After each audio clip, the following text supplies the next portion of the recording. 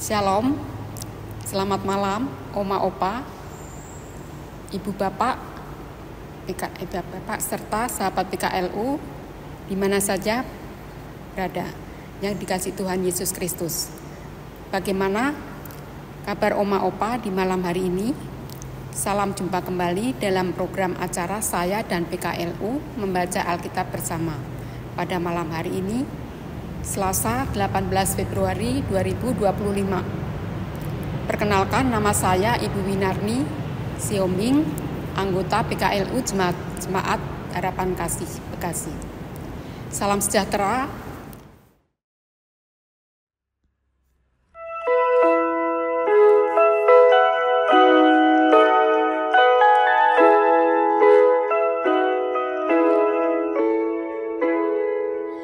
Nama Yesus berkumandang di segala dunia.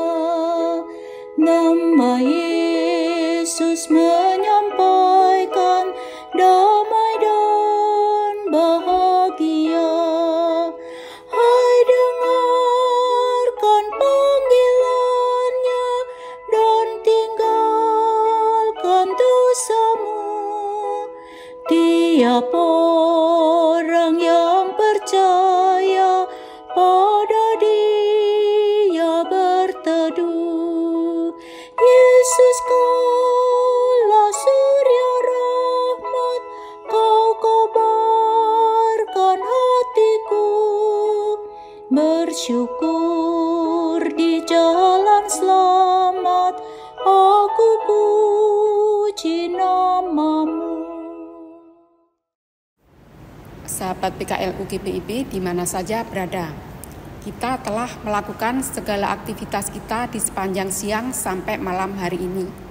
Untuk itu, marilah melandasi segala aktivitas kita dengan membaca kebenaran firman Tuhan dalam Hakim-Hakim 17 ayat 7 sampai 13. Namun sebelumnya mari kita berdoa.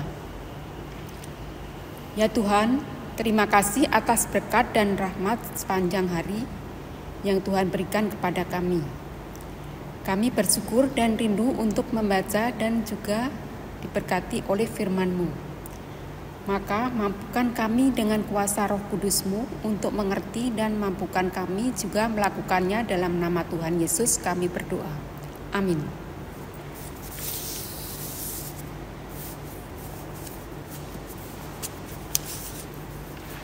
Untuk membacakan firman Tuhan yang diambilkan dari Hakim-Hakim 17 ayat 7 sampai 13 yang mengatakan, pada waktu itu ada seorang pemuda dari Betlehem Yehuda, dari kaum Yehuda. Dia seorang Lewi dan tinggal di sana sebagai pendatang. Lalu orang itu meninggalkan kota Betlehem Yehuda untuk tinggal sebagai pendatang, di mana saja ia mendapat tempat. Dalam perjalanannya sampailah ia di pegunungan Efraim, di rumah Mika. Bertanyalah Mika kepadanya, engkau dari mana? Jawabnya kepadanya, aku orang Lewi dari Betlehem Yehuda. Aku pergi untuk tinggal sebagai pendatang di mana saja aku mendapat tempat. Kata Mika kepadanya, tinggallah denganku, jadilah bapa dan imam bagiku. Maka setiap tahun aku akan memberikan kepadamu 10 keping uang perak, seperangkat pakaian serta nafkahmu. Lalu masuklah orang Lewi itu. Orang Lewi itu setuju untuk tinggal dengannya.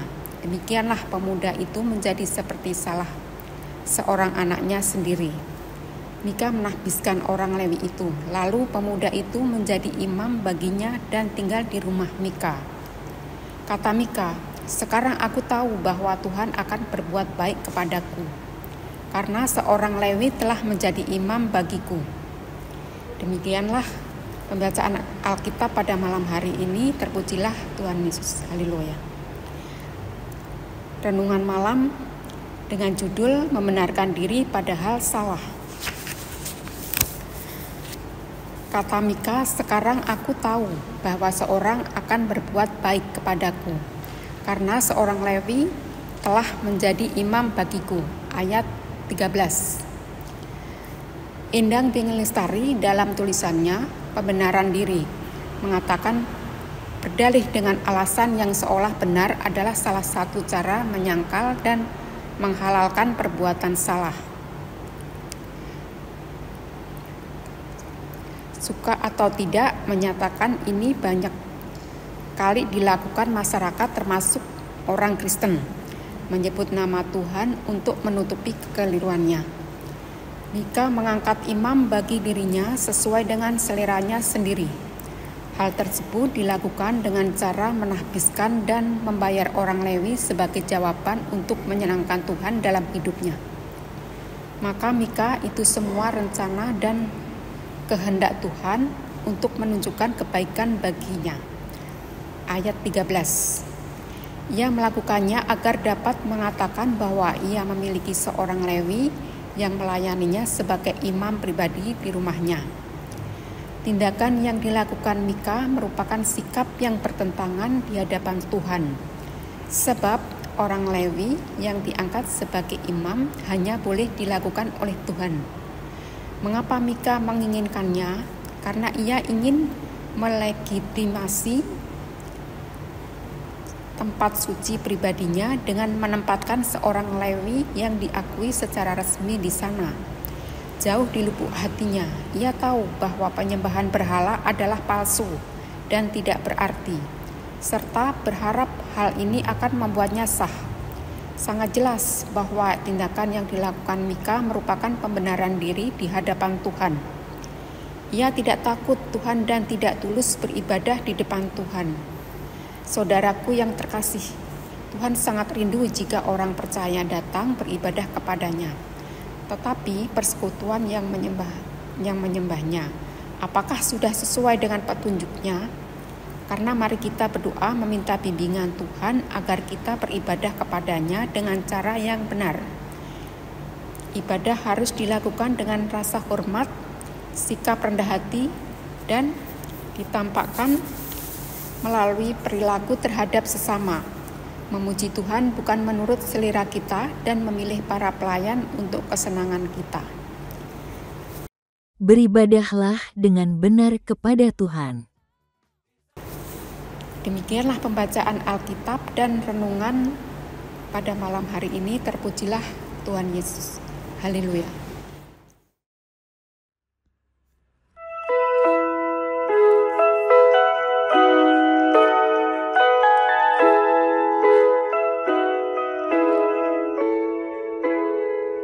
Nama Yesus bercahaya di segala negeri, dalam terang penghiburannya pengharapan berseri. Nama itu mengenyahkan kegelapan dunia, kuasa dosa dikalahkan olehnya lah kasih-Nya. Yesus kaulah surya rahmat, Kau kobarkan hatiku. Bersyukur di jalan selamat, aku puji nama-Mu. Doa penutup. Tuhan Yesus, kami telah membaca firman-Mu, teguhkanlah komitmen kami pada kebenaran dan untuk menetapkannya dalam kata dan tindakan. Ya Tuhan, kami serahkan kepada kehidupan kami pada malam hari ini dan karya karsa yang kami lakukan dalam pengemban tugas dan tanggung jawab dan juga pelayanan kami masing-masing. Kami serahkan semuanya di dalam Tuhan kami, Yesus Kristus. Amin. Terima kasih. Selamat malam. Tuhan Yesus memberkati. Salam.